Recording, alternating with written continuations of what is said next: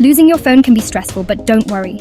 In just 2 minutes, I'll show you how to track your lost phone using simple tech tools, whether you own an iPhone or Android.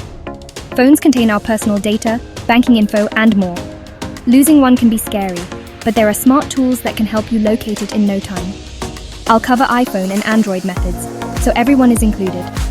If you have an iPhone, go to any device or your computer and open the Find My app or visit iCloud.com. Log in using your Apple ID. Select your lost device, and you can see its location on a map. You can also make it play a sound, lock it remotely, or even erase the data if it's stolen. For Android users, simply go to Google's Find My Device website or app. Log in with your Google account and you'll see your phone's location on the map. From there, you can play a sound, lock the device, or wipe it if needed.